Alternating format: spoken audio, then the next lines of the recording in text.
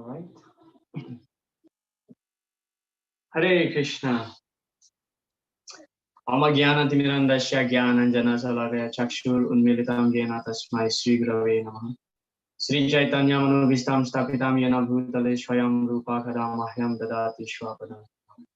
Vandeham Sri Guru Sri Yutapada Kamalam Sri Gurun Vaishnavam Cha Sri Rupam Sagrajatam Shahagana Ragunatam Vitam Tam Sajivam Sadvaitam Shavadutam Parijana Saitam Krishna Chaitanya Devam Sri Radha Krishna Padan Sahagana Lalita Sri Visakantam Cha He Krishna Karuna Shindu Dinabandhu Jagatati Gopesha Gopika Kantha Radha Kantha Namostate Tapta Kanchana Gaurange Radhe Vrindavaneshwari Vrishabhanu Sute Devi Pranamami Vanchakalpatarubhyascha Kripa Sindhubhya Eva Cha Patitanam Pavanebhyo Vaishnavebhyo Namo Namaha.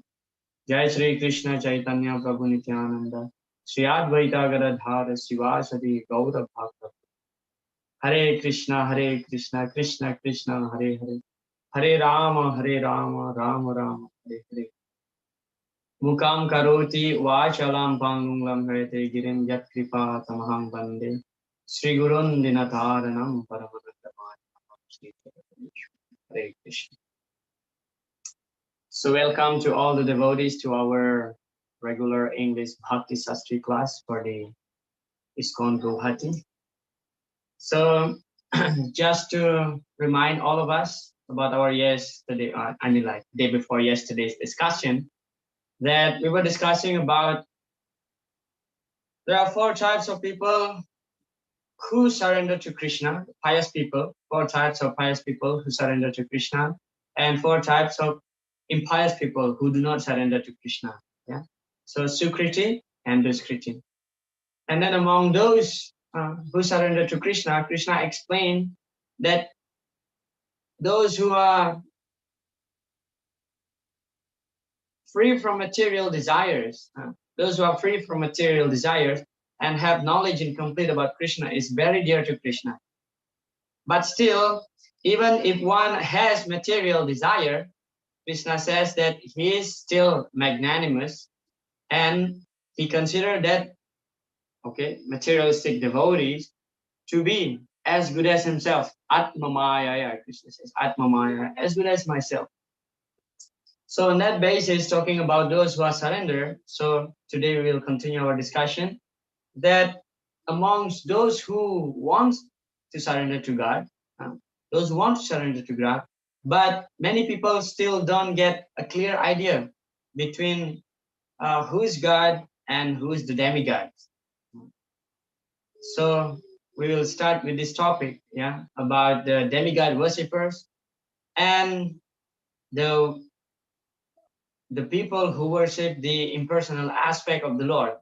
So the demigod worshippers and the impersonalists who are actually whose surrender is actually misdirected, misplaced surrender.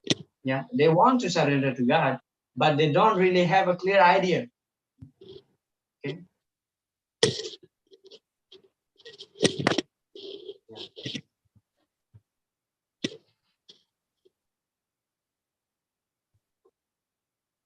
So text 20 to 25, demigod worshippers and impersonalists whose surrender is misplaced. So verse 20 to 23 describe less intelligent persons who worship demigods for material gain. And then verses 24 to 25 describe the impersonalists who surrender to the formless aspect of Krishna. They cannot see Krishna who covers himself from their vision. So this is a very famous verse from the Bhagavad Gita, 7.20. Kamai sai sai hrita jnana. So I put the word hrita jnana. I highlighted here. Hrita jnana means those whose jnana or knowledge is bewildered, illusion. Hrita means misdirected. Hrita jnana means loss. Tamai sai sai hrita jnana. Prapadyante nyadevatha tam tam niyamamastaya prakrita nyatastvaya. Those whose intelligence has been stolen by material desires, kama, surrender unto demigods, and follow the particular rules and regulation of worship according to their own natures. Yeah? So their intelligence is lost, yeah? Stolen, harita jnana. Srila Prabhupada explained, as long as the material contamination is not completely washed off, they are by nature non-devotees. But even those who have material desires and who resort to the Supreme Lord are not so much attracted by external nature because of approaching the right goal. They soon become free from all material lusts. A pure devotee never goes to demigods for satisfaction of his material needs. He depends on the Supreme Lord, and the pure devotee is satisfied with whatever he gives. So this is the nature of a devotee. Yeah. When a non-devotee, when a non-devotee, they have material desire, they approach the demigods. The very reason will be described in this very chapter, that actually when someone approaches demigod for material gain, demigods are very easy to be pleased. So that material desire will be easily fulfilled. But a devotee, when he has material desire, he will not approach any other personalities except Lord Krishna. So although he has material desire, still he will approach Krishna and ask for that fulfillment. Although devotees know, generally devotees know, when you have material desire and when you worship Krishna with material motivation, that's not very a good idea, not a very good practice. But still, better to approach Krishna than the demigods, because ultimately Krishna will explain in this chapter that even when the demigods, when they want to bless their devotees, when they want to award some boon, still without the permission of Lord Krishna, so they cannot do anything, they cannot give the boon. So ultimately, Krishna is the sanction giver, the topmost sanction giver. Therefore, the Bhagavatam explained, Akama sarva kama moksa kama udaradi, the very famous verse, that it's all right if you have material desire, that's fine. Better you ask Krishna. And what Srila Prabhupada explained, ultimately, by the due course of times, keep practicing sadhana. Although with some material desires, one will become pure devotees. One will become a pure devotee one day. But those who have higher intelligence, devotees with higher intelligence, will be always satisfied, as what Lord Srila Prabhupada explained here. That's why there's a very interesting statement by Srila Narad Muni in the first canto, in the last verse. In the first canto, in the last chapter of the Srimad Bhagavatam, where Narad Muni mentioned there are three ways actually how to please Lord Krishna, Lord Janardhan. Yeah. Dayaya sarva bhutanam santushta yena kenava sarvendriyo pasantasya tushyanti asu Janardhan. So Lord Janardhan can be pleased by these three activities. First, Dayaya sarva bhutanam, be merciful to all living entities. Means to preach Krishna consciousness. Daya sarva bhutanam santustya yena kenava, and be satisfied. Number two, be satisfied with whatever is arranged by Lord Krishna according to our own karma, according to our own needs, according to our own quota. Yeah. And then the last one, sarvendriyo pasantyacha, and be sense control, controlling the senses. Devotees means trying to control the senses, right? Vachuvegam manasa krodha vegam. Yeah, we try to control the senses. So if we do these three things, Tushyati Ashu Janardana, Lord Janardhan, Lord Krishna, will become very, very satisfied. So accepting whatever given by the Lord according to our quota, as per our own karma. So when we just accept that, so Krishna will be pleased with us. Yeah. Sometimes in this life, we get everything, but still we are complaining. This is our tendency, that we have very less gratitude toward Lord Krishna. Less thankful. Always complaining. Always complaining. So that's about the demigod worshippers. Those who have material desires, so their intelligence is practically speaking lost. Yeah. Kamai said,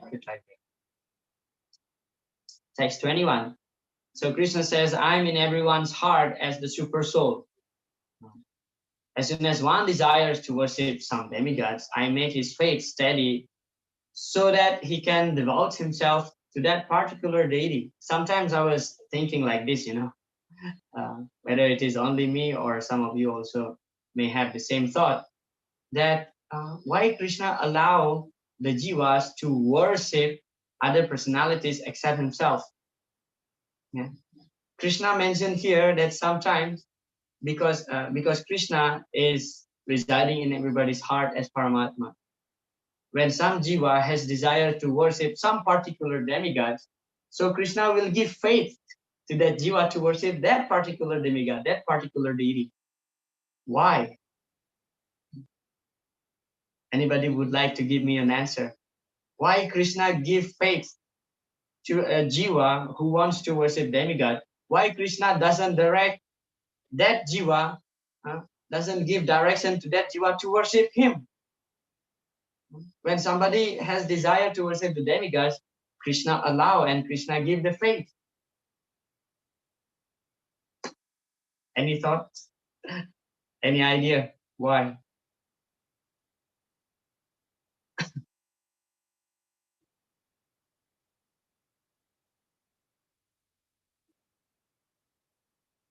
Yeah, let's try. Hare Krishna Prabhu. Yes, Rukmini Mataji. Krishna always fulfill everyone's desire. Okay, that's a good answer. That fulfills everyone's desire. Nityo nityana chetanam chetananam eko bahunam yo vidadati kaman. Yeah, it's confirmed. So Krishna fulfills everyone's desires. That's a good answer. Any other answers? Any other devotees would like to try? That's a good answer, Mataji. Thank you so much. One more answer, other devotee.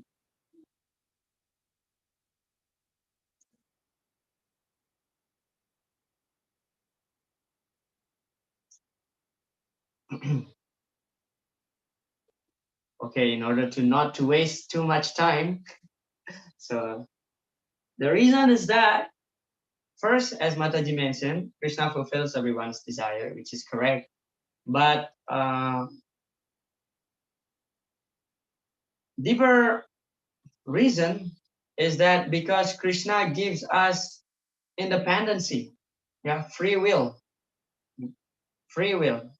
That's actually the manifestation of Krishna's love. If Krishna direct a jiva who doesn't want to worship him, that means there's no free will, because love based on free will and bhakti based on love. Bhakti means love. Yeah. You cannot force somebody to love you. This is the principles. Krishna doesn't want a jiva surrender to him without love. There are two types of surrender, right? When you are in a war, for example. So now your enemy put the gun on your head. So you have to surrender, okay, I am surrender. Please don't kill me.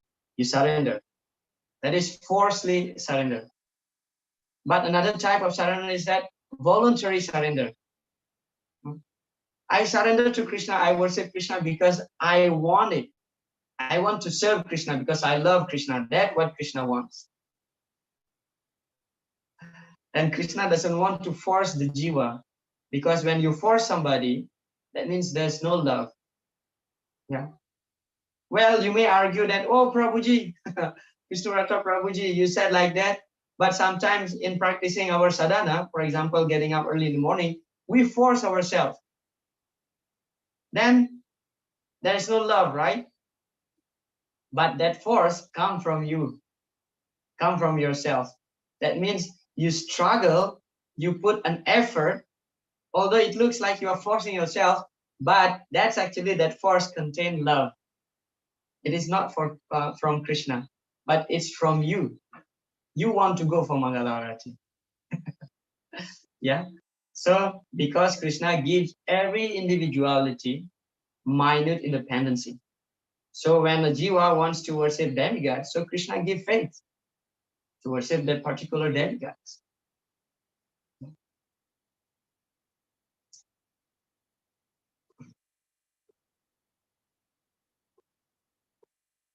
Srila Prabhupada explained. In fact, this is Srila Prabhupada's purport. He asks a question. Some may ask why the all-powerful God gives facilities to the living entity for enjoying this material world, and so let them fall into the trap of the illusory energy. The answer is that if the Supreme Lord as Super Soul does not give such facilities, then there is no meaning of independence. You see, Srila Prabhupada here explaining about independency of the jiva. Therefore, he gives everyone full independence, whatever one likes.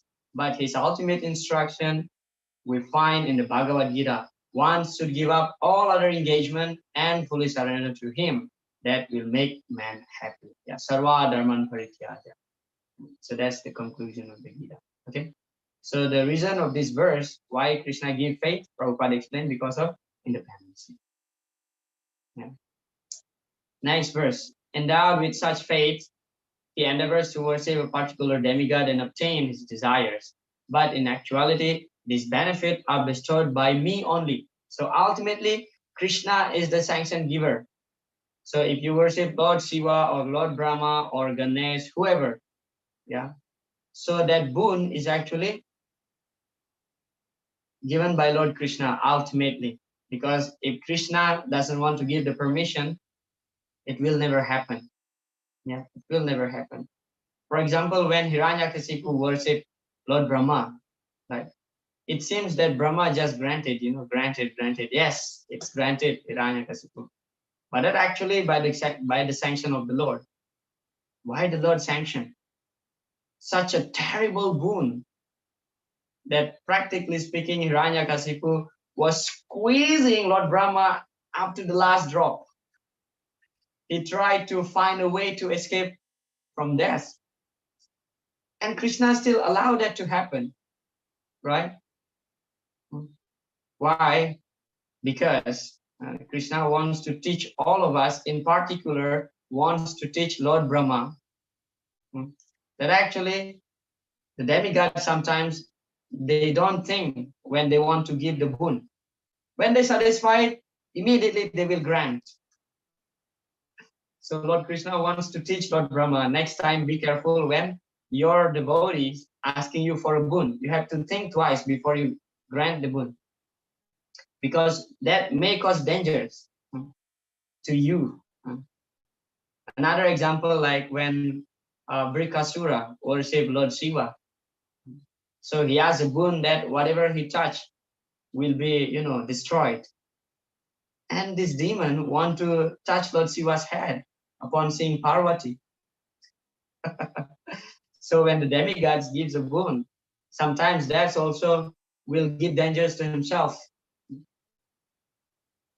And ultimately, who saved Lord Brahma is Nrsimhadev. And who saved Lord Shiva is Lord Vishnu. Lord Vishnu, Lord Narayan came in a disguise as a Brahmana. He told Brikasura, how do you know that this boon is real or not? This Shiva, he's a cheater. Try, hold your head, whether it is true or not. And then he just put his hand on his head and then it's just blown up. So like that, yeah. So ultimately, Krishna is the sanction giver. This will be described in the 13th chapter later. Prabhupada explained the demigods cannot award benedictions to their devotees without the permission of the Supreme Lord. The living entity may forget that everything is property of the Supreme Lord, but demigods do not forget. So the worship of demigods and achievement of desired results are due not to the demigods, but to the Supreme Personality of Godhead by arrangement. This is a quote from Saranda unto me. the fruits the demigods offer their worshippers are ultimately awarded by Krishna. Even the faith the demigods worshippers possess is given by Krishna and not by the demigods. Although all is ultimately given by Krishna, still, because demigod worshippers have not directly approached Krishna, they cannot be liberated. They cannot be liberated. Next verse. Antavatu palam tesam tadbhavat yalpamedasam devan devaya joyanti mad bhakta yanti mamapi. So this is the nature of the boon that the demigod gives. Yeah.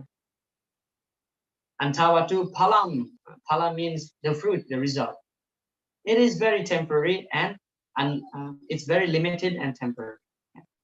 Man of small intelligence. Alpamedasaha. Yeah, this word alpamedasaha means alpa. Alpa means little. Yeah? Torah, little. Alpamedasaha. Man of small intelligence worship the demigods and their fruits are limited and temporary. Yeah. Antavatu. Anta means has an end. Anta, limited. Those who worship demigods go to the planets of demigods, but my devotees ultimately reach my supreme planet. Yeah? Devan devaya jo yanti mad bhakta yanti mamapi. And this statement actually again repeated later in the 9th chapter of the Bhagavad Gita. Actually, between 7th chapter and the 9th chapter of the Bhagavad Gita, they have a lot of similarities. Yeah. Krishna mentioned yanti deva vrata devan pitrin yanti pitri vrata bhutani yanti bhuteya yanti madhya jino imam. So according to one's worship, so that destination will be achieved.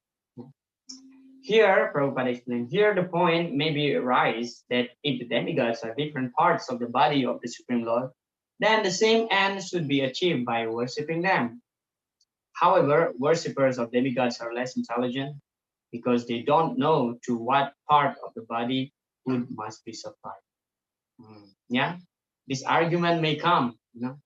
Demigods being the administrators of the universe means they are the representative of the Lord in order to run this company of material universe.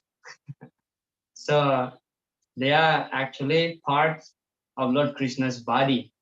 Yeah, of Lord Krishna's body. Then question may arise that if one worship the demigods, that means one is worshipping Lord Krishna? Well, the answer could be yes, could be no. No, because of course no. It's obvious they don't worship Krishna. Yes, but indirectly. But still, we cannot count the demigod worshippers as devotees because they are less intelligent. As Srila Prabhupada mentioned, they don't know which part of the tree that he should water. They don't know which part of the body should be given the food. Yeah. Yatha taror mula nisechanena tripyanti tat skanda bujupasakaha. Pranopaharacha yatendriyanam tataiva sharvarhanam achyutendya. So these two examples given by Narad Muni in the Srimad Bhagavatam in the 4th canto, that one should water a tree on the root and should supply the food to the stomach. Yeah, Achyuta Ijya. So one should worship Krishna and all the demigods being part of Lord Krishna's body will be satisfied. So when the food sent to the stomach, all parts of the body get nourishment. When the root get water, all parts of the trees get nourishment. So that's an easy analogy. So this is the nature of demigods worshipper. The boon is limited and temporary. Text 24. And now that's about demigod. Now we start Krishna start describing about the impersonalists. Yeah, the impersonalists, those who worship the impersonal aspect, Brahma Jyoti of the Lord. Yeah. This is another type of misplaced worship. Avyaktam vyaktimapanam manyantimam abhuddhayaha. Very clear here, Krishna mentioned the impersonalists are abhuddhayaha. Buddha means intelligence. Abhuddha means no intelligence. Although they worship one of the aspects of the absolute truth, which is the Brahma Jyoti, still they are abhuddhayaha. Ultimately, that is not complete perfection. Param bhavam ajananto mama vyayam anuttamam. They don't know Krishna's pure nature, param bhavam. Unintelligent man, you see, abhuddhayaha means unintelligent man, who do not know me perfectly, saying that I, the Supreme Personality of Godhead, Krishna, was impersonal before and have now assumed this personality. Due to their small knowledge, they do not know my higher nature, which is imperishable and supreme. Param bhavam ajananta. Jnana or jnana means knowing. Ajana means not knowing. So they think this is how the Mayavadi thinks. Okay, now Krishna has form, but actually before Krishna has no form. And when Krishna leave the body, Krishna will merge in the impersonal Brahma. So this is another foolishness. But Prabhupada explained Krishna and his soul is not different, because Krishna's body is completely spiritual. Krishna and Krishna's body is not different. But the Mayavadi is bewildered. Because param bhavam ajananto mama vyayam an uttamam, because they don't know that Krishna is the supreme anuttama and his param bhava. So abhuddhayaha means less intelligent person. Prabhupada explained, those who are worshippers of demigods have been described as less intelligent persons, and here the impersonalists are similarly described. Lord Krishna in his personal form is here speaking before Arjun, and still, due to ignorance, impersonalists argue that Supreme Lord ultimately has no form. We already described, explained this in our first meeting on Monday about the statement of Arupam, which oftenly quoted by the Mayavadis. Arupam means no form, but Arupam here refers to the no material form, right? We cannot understand how the Supreme Personality of Godhead can be impersonalist. The imposition theory of the impersonalist monist is false, and as far as the statement of the Bhagavad Gita are concerned, it is clear herein that the Supreme Absolute Truth, Lord Krishna, has both form and personality. So God is a person. How will you have a relationship with someone who has no form? Because bhakti, devotion, or love means there should be reciprocation, right? For example, like the Muslim, when they pray Allahu Akbar, that means Allah is great, Allah is big, Allah is, gigantic. Akbar means great, big. But then the conclusion is that ultimately Allah is actually has no form, because the Mayavadi or the impersonalists, their argument is like this: if you think that God has form, that means he's limited up to that form. Therefore, it is an offense when someone interpret that God has form. Well, in fact, actually, if you think that God has no form, that's actually the biggest mistake, and you are offending God actually. How can you worship someone, for example, like this, when they pray that, oh, you, God, you are so great, you are so big. Big means has a form, right? For example, if you tell someone that, oh, you are so beautiful, you are so beautiful, but you don't have eyes, you don't have ear, you don't have nose, then that's actually very offensive. That's actually very offensive. Yeah.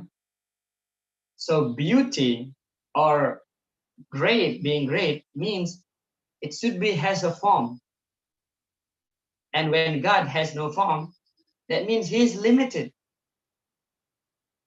That means he is limited. And one cannot have relationship with something void. Cannot, not at all. Although we know that the Mayavadis, they have principle that actually they have 5 deities to worship. Yeah. One is Shiva, Ganesh, and then who else? Durga and Lakshmi. And one more is, I think, Vishnu. Yeah. So, but ultimately they say that this is just to help us to focus our mind of the absolute truth. But ultimately we have to go beyond this form. That's their foolish argument. Yeah. So when you want to develop love, bhakti, so you cannot worship someone who has no form. You should worship someone who has form, and God is complete, and he has form, spiritual form. Yeah? And then text number 25. Naham prakasa sarvasya yogamaya samavritaha buddhoyam na vijanati lokomam ajamam. Krishna says here, I don't reveal myself to everybody, especially to non-devotees, yeah, demigod worshippers and the impersonalists. I am never manifest to the foolish and unintelligent. Na aham prakash. Prakash means to reveal, manifest. For them, I'm covered by my internal potency, and therefore they do not know that I'm unborn and inexhaustible. Purport: it may be argued that since Krishna was visible to everyone when he was present on this earth, how can it be said that he is not manifest to everyone? But actually, he was not manifest to everyone when Krishna was present. There were only a few people who could understand him to be the Supreme Personality of God. So manifest means understanding Krishna's absolute position. Yeah. We see that for example, like Duryodhana, Krishna manifests before Duryodhana's eyes. Duryodhana could see Krishna clearly, but Duryodhana do not know Krishna's position, Krishna Tattva. Even after Lord Krishna showed the universal form to Duryodhana, there was one incident when the Pandavas asked Lord Krishna as messenger, for peace agreement, just give us 5 villages. And then Duryodhana said, what to speak of 5 villages? Not even a land in the measurement of the tip of a needle. And then Duryodhana asked all his senapati, arrest him, kill Krishna, arrest him right now. And of course, Krishna showed his universal form. Yeah. Even after seeing that universal form, Duryodhana said, now he's trying to play a magic trick. So although they see Krishna, but Krishna doesn't really manifest himself to the non-believer, to the non-devotees. So unless one has love, Krishna will not manifest in one's heart. Yeah. So up to this point, that topic about demigod worshippers and Mayavadi, their worship is misplaced. So whether any question or comments before we move to the next topic of discussion? Hare Krishna. Hare Krishna, Prabhu. Yes, Rukmini Mataji. Prabhu, there is a question in the handbook. What is the Sanskrit word does Krishna describe impersonalist? Can we use Abudhaya? Can you say again? With what Sanskrit word does Krishna describe the impersonalist? Can we use the word Abudhaya? Yeah. Yeah, abuddhayaha. He used the word abuddhayaha. Yeah. Avyaktam vyaktim apanam manyantemam abuddhayaha. So abuddhayaha is the answer. Yeah. Thank Abuddhayaha you. means less intelligent. Yeah. So the impersonalist is less intelligent. Yeah. Abuddhayaha. Yes. Thank you. Any other questions? All right. If no more questions, so we shall proceed to our next topic of discussion.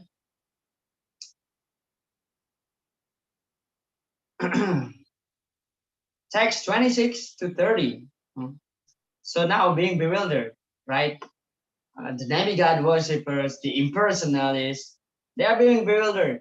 They are the jivas who are bewildered. They don't know who's God, who's the supreme God. And then commonly the atheists also being bewildered by the three modes of material nature. Therefore, Krishna explained in the text 14 that Devi Hiesha Gunamayi Mamamaya Ruradya. So this material world is consists of Krishna's energy, the three guna, and very difficult to overcome. So most of the living entities who came here actually bewildered. Yeah, they are bewildered. Those who are bewildered by the modes of Rajogun. Therefore, Kama appear in our heart because of the Rajogun, mode of passion. Yeah, Kama, lust. Yeah. Tada rajas tamo bhava kama lobha dayastami. So from Kama appear, from Rajaguna appear Kama and Lobha. So having described the bewilderment of the living entities, now Krishna will describe about knowledge about him, in which actually the living entities can be liberated when he get in touch with spiritual knowledge. So that's how our discussion flow. Yeah, bewilderment of the living entity and knowledge about Krishna. Krishna knows all and is thus different form of these foolish living entities are born into delusion and are bewildered by dualities arising from desire and hate, vicha and dvesha. Pious persons, freed from all dualities arising from delusion, engage in devotional service with determination and attain liberation. They have knowledge of Krishna as Adibhuta, Adidaiva, and Adijagya. In fact, Srila Prabhupada mentioned in one of his lectures that if one knows these three things, that Krishna is the Adibhuta, Adidaiva, and Adijagya, he is liberated. Krishna himself will explain about it. So what is Adibhuta, Adidaiva, Adijagya? We will discuss it after a few minutes. Yeah? So text 26. Here is knowledge about Krishna. Vedaham samatitani vata manani cha juna bhavishyani cha bhutani mam tu vedana pascha. So this is the difference between the jivas and Krishna. Krishna knows everything, past, present, and future. Veda aham, Krishna said, I know, but mam tu vedana kachana, but nobody knows me. Yeah. O Arjun, as the Supreme Personality of Godhead, I know everything that has happened in the past, all that is happening in the present, and all things are yet to come. So past, present, and future. The three Kalagya, past, present, and future. I also know all living entities, but me, no one knows. See? Srila Prabhupada explained, anyone with material body cannot remember his past life. Nor can he foretell his future life, nor can he predict the outcome of his present life. Therefore, he cannot know what is happening in the past, present, and future. Unless one is liberated from material contamination, he cannot know past, present, and future. So, therefore, we pray before taking prasada, Sarira avidyajal. So this material body, the sarira, gross body, is net of avidya, ignorance. We don't know. Therefore, when I was studying Bhakti Sastri, so our teacher asked to play somebody who played the role as devotee, somebody played the role of non-devotee, atheist. So I was an atheist in that role. So I was arguing that why you think that what do you call this? Reincarnation is real. You know, what is the proof that reincarnation is real? Okay, I have this body, material body, and this material body is full of ignorance. I cannot remember past, present, and future. But why? How you think that reincarnation is real? That I have been living in another body in my past life, and in the future I may get another body. How do you think it's reincarnation is real? Because I don't remember my past life. Said like so that devotee who played the role as devotees asked me, do you remember when you are in the womb of your mother? I said, no. You see, you already exist. You live there, but you don't remember. Do you remember when you are 1 year old boy? I said, no. So what to speak of your past life? You even don't remember when you are inside the womb or when you are a small boy, small child. And what speak of past life? You see, past life is real. The thing is that you don't remember it. Do you remember last week on the same day, on the same hour, what did you do? I said, I don't know. I don't remember. You see, what to speak of past life? Even last week, you don't remember exactly at this time what you were doing. So I was defeated. Yeah, but Krishna knows. Krishna knows. Narad Muni, person like Narad Muni, pure devotee.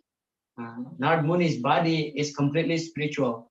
That's why he could travel even up to Vaikuntha, because his body is completely spiritual. And he remembers what happened in the past. So Narad Muni, we find in the first canto of Bhagavatam, he was narrating his story about his life to Vyasadeva. Yeah, how he was, in the beginning he was a Gandharva, the singer among the demigods, Gandharva, by the name of Upabarhana. And somehow, normally this Gandharva, in some event, in Yagya or demigods meeting, they should glorify the Supreme Lord. But somehow Upabarhana, he was proud of himself. His voice is so beautiful. And because of that pride, so somehow he sings materialistic song.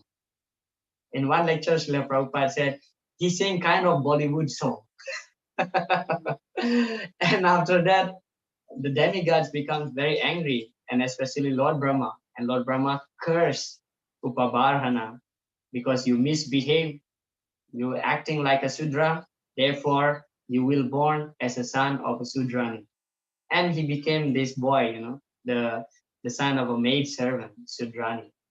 And because of, he got a great fortune during Chaturmas, that the Bhakti Vedantis stay in his place, and he served for 4 months. By that association, and then in the next life, he assumed his spiritual form, Narad Muni.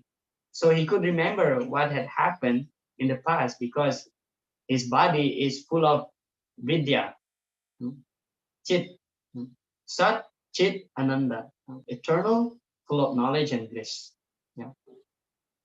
So like that. Or you may ask a question maybe, that what about Arjun? He's a pure devotee. In the 4th chapter, Arjun asked, when Krishna said that, I already gave this knowledge even to the sun god. Yeah, Sri Bhagavan Uvacha, Imam Vivasvate Yogam Proktavan Aham Avyayam. Imam Vivasvate, I give this knowledge to Vivasvan, the sun god. And Arjun said, how is it possible? Now you're just 125 years old, and the sun god is much senior in age compared to you. How could you say that you give this knowledge to the sun god? And Krishna explained, of course, in the 4th chapter, that both you and me in the past, we already appeared together. You are my eternal companion. But you forget what happened, but I always remember. And Srila Prabhupada explained, doesn't matter, as Srila Prabhupada explained in the 4th chapter very beautifully, doesn't matter how great one is. When he gets material body, how great one is, he cannot be compete with the Lord. Yeah. Although Arjuna is a pure devotee, we may argue like that. But Prabhupada making the point that the jiva cannot be compared to Krishna. The jiva cannot surpass Krishna. And of course, Krishna put Arjuna into such illusion by his yoga maya, so Arjuna could ask questions. Yeah, so beautiful. Knowledge about Krishna, right? Prabhupada said, he is just like the sun, and Maya is like a cloud. In the material world, we can see that there is the sun, and that there are the clouds and different stars and planets. The clouds may cover all this in the sky temporarily, but this covering is only apparent to our limited vision. The sun, moon, and stars are not actually covered. Similarly, Maya cannot cover the Supreme Lord. By his internal potency, he is not manifest to the less intelligent class of man. Yeah. So when we say that, for example, today, like in Mayapur, it was heavy rain, sun almost didn't appear in the late afternoon because of rain. So less intelligent person will think that when the sun is covered by the cloud, they think that the sun doesn't exist. But an intelligent person clearly understand that yes, sun remain exists. The thing is that the cloud is covering the sun temporarily. Yeah. So to the ignorance, Krishna will not manifest himself. That's the point. 27. This is the main reason why we are here. Yeah. Icha dvesha samutena dvandva mohena bharata sarvabhutani samoha sarge janti parantapa. So icha dvesha means desire and hate. Dvesha means actually envy. Icha means material desire. Dvesha means envy. But Prabhupada put here as hate. Because when you envy somebody, that means you hate that person. That's the purport. Yeah? Translation, O sons of Bharata, O conqueror of the foe. Parantapa, conqueror of the foe. All living entities are born into delusion, bewildered by dualities arising from desire and hate. So each means desire, dvesa means hate. Therefore, sarge janti. Sarge janti means we come here. We are destined to the material world, which full of 7 miseries. Yeah, Janma, Mrityu, Jara, Vyadi plus 3 kleshas. Adidaivika, Adibhautika, and Adhyatmika. Purport. This is their misfortune. Such deluded person symptomatically dwell in dualities of dishonor and honor, misery and happiness, woman and man, good and bad, pleasure and pain, etc., thinking, this is my wife, this is my house, I'm the master of this house, I'm the husband of this wife. These are all dualities of delusion. Black and white, this is also dualities. But those who are free from these dualities, they are actually liberated. Happy and miseries, this is dualities. But an intelligent person, a liberated person, Krishna explained in the 2nd chapter of Bhagavad Gita, Yam hina vyatayante te purusham purusha rishava. Sama sukha, sama dukkha, sukam dhiram, so amritat tvaya kalpate. Those who can tolerate sukha and dukkha, happiness and distress, so amrita. Amrita means eternal, immortality. So they are liberated. But those who are delusioned by material energy, so they are entangled. Being possessive also, thinking aham mameti, about me and mine. This is my house, my wife, my children, my car, my phone. Even the Apple company created iPhone. That's how we are to attach with this word I and mine. iPhone, iPad, iPod, and so on. iCloud.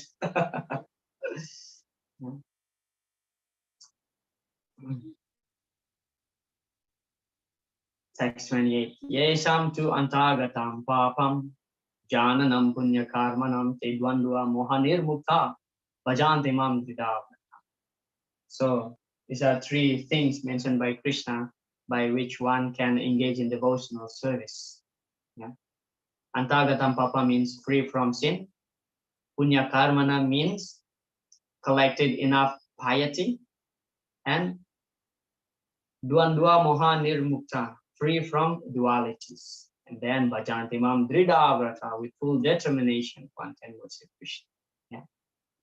Person who have acted piously in previous lives and in this life, and whose sinful actions are completely eradicated, are free from dualities of delusion, and they engage themselves in my service with determination. Yeah, dridhavrata.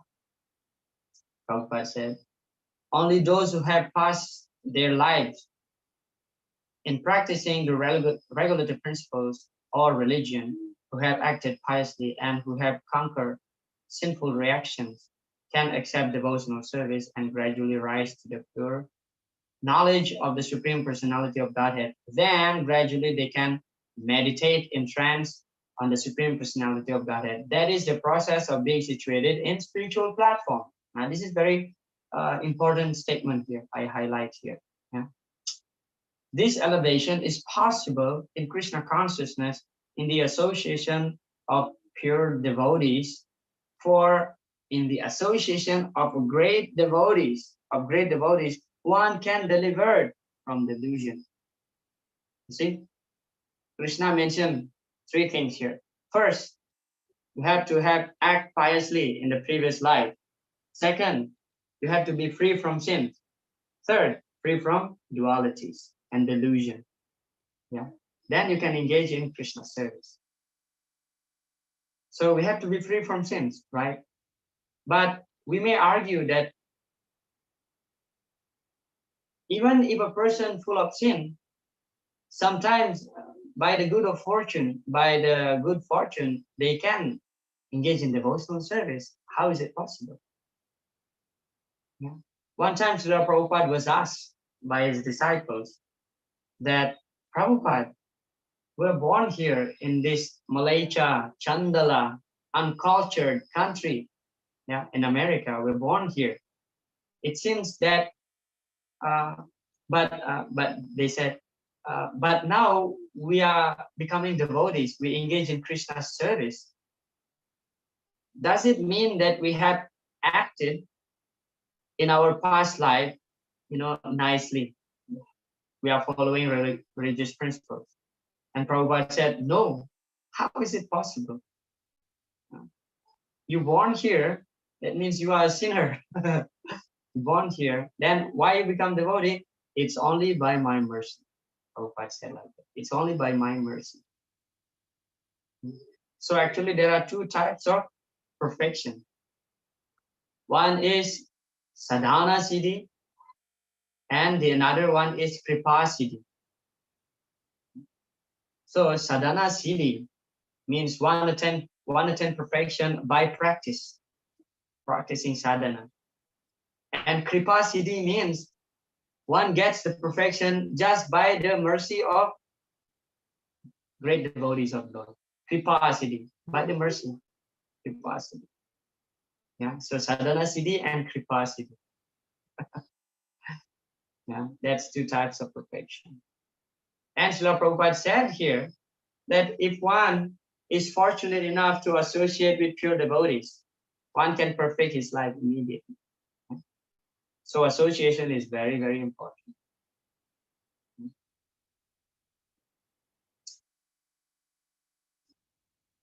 Text 29. Intelligent persons who are endeavoring for liberation from old age and death take refuge in me in devotional service. They're actually Brahman because they entirely know everything about transcendental activities. Yeah.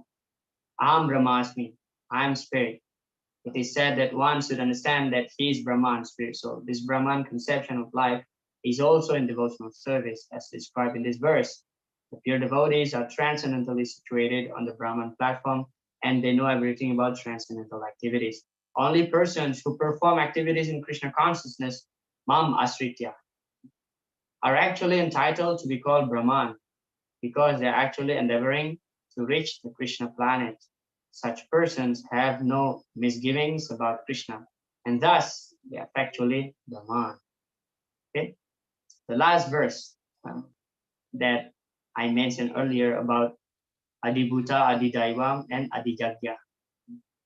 Those who know this, they are liberated. So pay attention to this last verse. Sadi Bhutai Dai, Sadi Bhuta Di Taivam, Mam, Sadi Yagyam Cha Yeviduhu, Prayana Kalipi Chamam Te Vidu Yukta Chetasaha. Those who know me as the Supreme Lord, as the governing principle of the material manifestation. This is called the Adibhuta. He is the Lord of this universe, Adibhuta, who know me as the one underlying all the demigods. So Adidaivam, he is the Lord of all the demigods, master of the demigods, and as the one sustaining all sacrifice. Yeah, Bhaktaram Yagyatapasan, Krishna mentioned in the 5th chapter. So he is the benefactor of all the yogic performance. Can, with steadfast mind, understand and know me even at the time of death. So when we have this understanding, for sure, we will attain Krishna at the time of death. The 7th chapter particularly explains how one can become a fully Krishna conscious person. The beginning of Krishna consciousness is association of persons who are Krishna conscious. So association. How many times we find Srila Prabhupada in his purport throughout today's class mentioning about association, association, again association. By gradual development of Krishna consciousness in good association, you see. The living entity can understand that due to forgetfulness of Krishna, he has become conditioned by the laws of material nature. He can also understand that this human form of life is an opportunity to regain Krishna consciousness, and that it should be fully utilized to attain the causeless mercy of the Supreme Lord. So, association. And Prabhupada mentioned about the human form of life. What is the purpose of getting human form of life? Jiva shatatva jigyasa. Now, ato yacheha karmiti. There is no other engagement other than jiva shatatva jigyasa, to inquire about the absolute truth. Yeah? That is our first business. Naham deho deha bhajam niloke kastan taman arhati vidbujam. This material body not meant for sense gratification. This material body meant for tapo divyam putakayena, to perform austerity in relation with the Lord, to please the Lord. Sudhya dyasmad brahma sakyam tvanantam. In that way, one becomes purified. Sudhya. Sudhya dyasmad brahma sakyam to anantam. And one will get spiritual happiness. Brahma saukyam. Not material happiness, but spiritual happiness. And this Krishna consciousness, as Srila Prabhupada many times mentioned, this Krishna consciousness is meant for the human, not for the cats and the dogs. Of course, for example, here in Mayapur, Mayapur is a spiritual world if we have correct mindset and consciousness. And sometimes different living entities, they take birth here, and it could be devotees. Yeah, it could be devotees. But if you don't have human form of life, you are not allowed to enter to the temple. Like yesterday, I was in Mangala Arati, and then there was one dog tried to enter the gate, and this dog just went through the gate, and the security chased this dog out. We don't know Probably this dog is a devotee, but because he's in the dog body, he's not allowed to the temple. You see? If we think, in the holy dham like Vrindavan, Jagannath Puri, or Mayapur, if we think that these living entities are ordinary living entities, actually that's a big mistake. We don't know who is who here. It is described that Nilachal in Jagannath Puri, in Jagannath Puri, although when the people are fighting, when the people are quarreling, the demigod see that this quarreling as Krishna Katha. Oh, they are glorifying Jagannath. And then there was past time, who was that? I don't remember exactly. So was flying over the Nilachal, and actually he witnessed that all the residents of Nilachal, Jagannath Puri, with four-handed Narayan. Yeah, they are liberated. So yeah. But still, Prabhupada said that this Krishna consciousness movement is meant for the human, not for the cats and dogs. Prabhupada in one lecture said that if you try to ask cat or a dog to chant Hare Krishna, oh my dear cat, oh Mr. Dog, please chant Hare Krishna, they will not chant Hare Krishna. Well, of course, in the time of Chaitanya Mahaprabhu, we know the past time when Nimai was a small boy. When Nimai was a small boy, so there was a puppy. A puppy came to his house, and Nimai took it as his pet. And of course, Mother Sachi said, "Oh, this is mooching. This dog is filthy. Don't touch this dog." And finally, he released this dog, and this dog just went away. So by that slight association with Nimai, this dog, he was roaming around the villages and chanting Hare Krishna Mahamantra. Of course, that's like miracle. And one day also when the group of devotees from Navadvip, every year they used to go to Jagannath Puri for Ratha Yatra and meet with the Lord, meet with Lord Chaitanya Mahaprabhu. So there was a dog actually following this group of devotees. But then somehow or other, this dog was stuck because the boatman doesn't want to take this dog on his boat to cross the Ganges.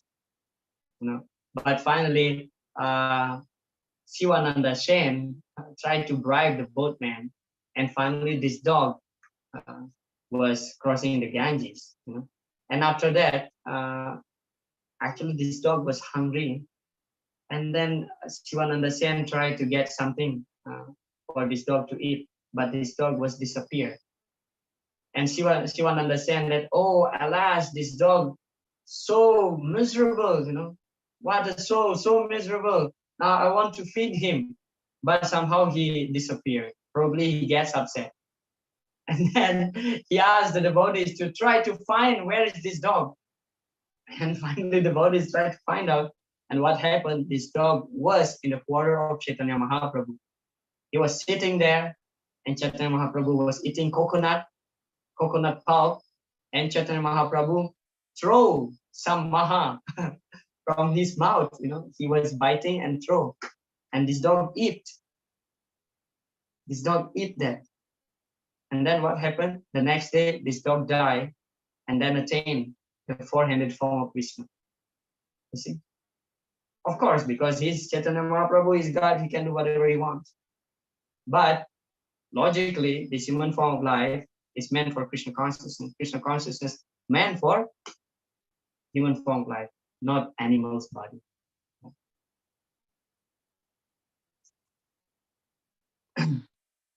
So by good association, one can be purified.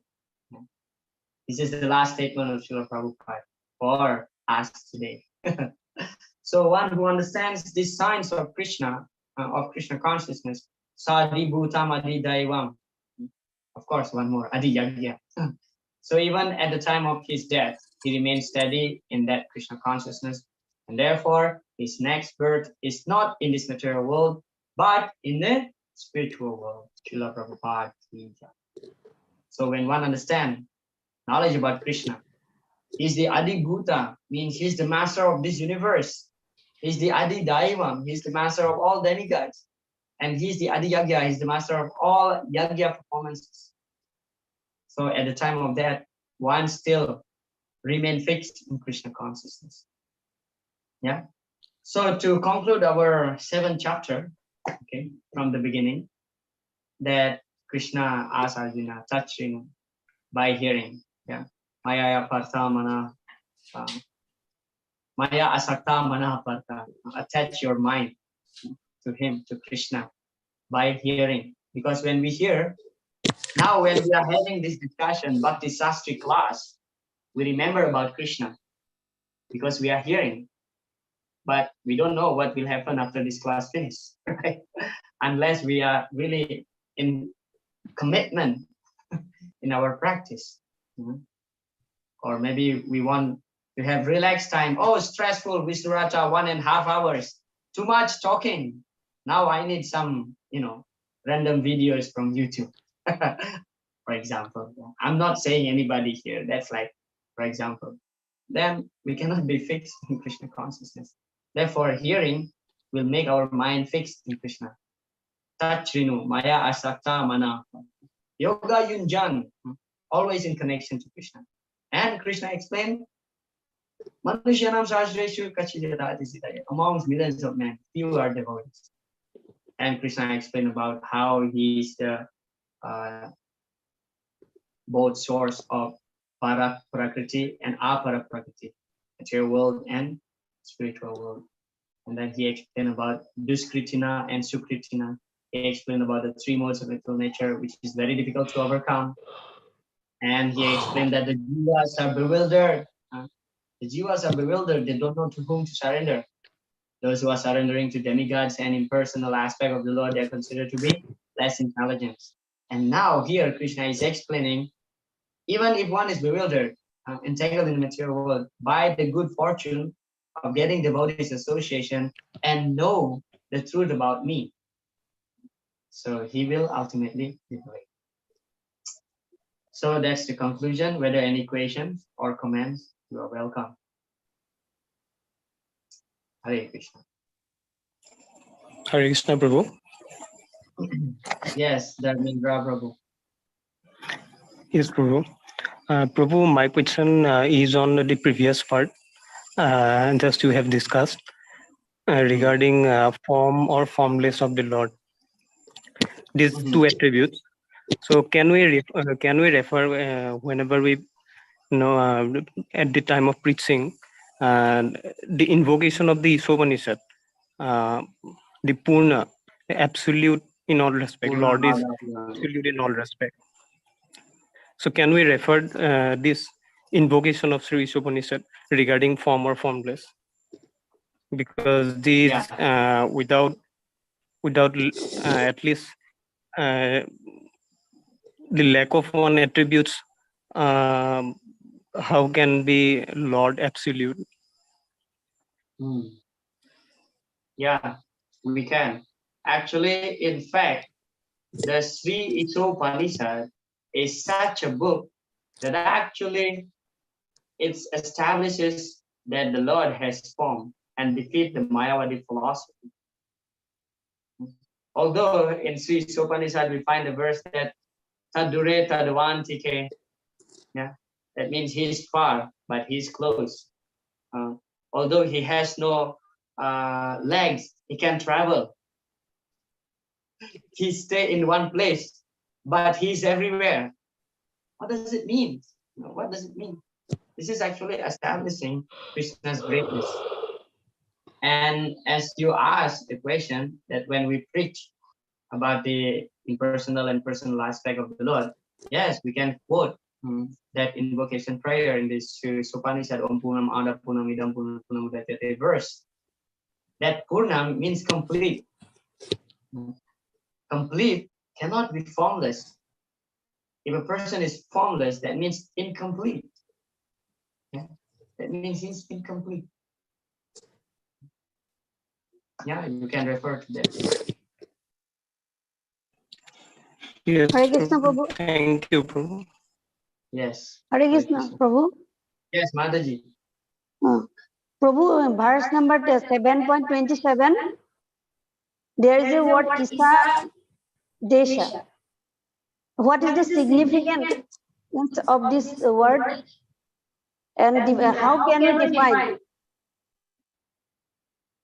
Oh, 1 minute. Can you repeat again, Mataji? Oh, What is the okay. significance?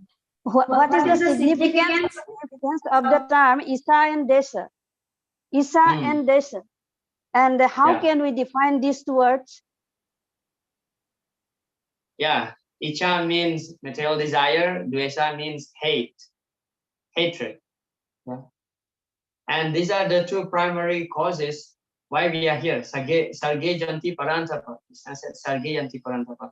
We come down to the material world because of these two things. Icha means material desires, Dvesa means envy or hate. How is the purport? Okay, Icha, material desire. Material desire cannot be exhibited in the spiritual world.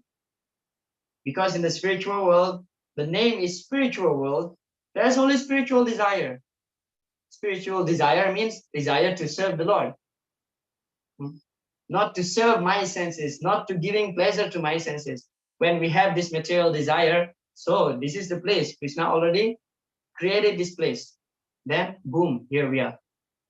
Desire. Material desire means it starts from envying Krishna, Dvesa, hate with Krishna. Oh, why he's only God? Why he's only the master? Why he's only being served? I also want to be served.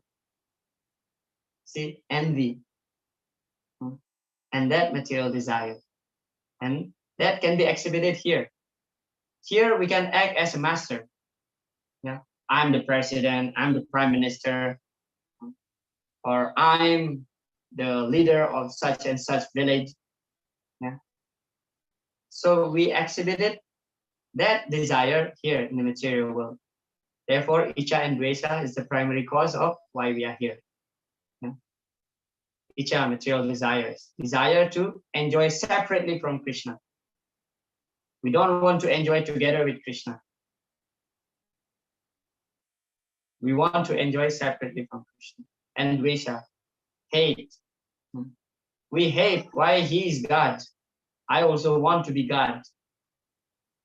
I want to be master. In fact, in one place, Srila Prabhupada explained in the Srimad Bhagavatam, in one of his purport, mentioning that when the jiva first time falling down from the spiritual world, the first position he gets is Lord Brahma. So that means every one of us has been occupying the position of Brahma. Because Brahma is like the topmost manager. Right? He's being worshipped as good as God. Yeah. And then whoever comes to the material world immediately attacked by the three modes of mental nature.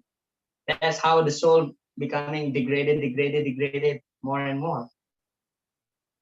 What's the fact? Although Brahma is a pure devotee, yeah, he's one of the Mahajans, Swayambhu. Swayambhu means those who are unborn from material father and mother. Swayambhu, self-born, is born from Lord Vishnu.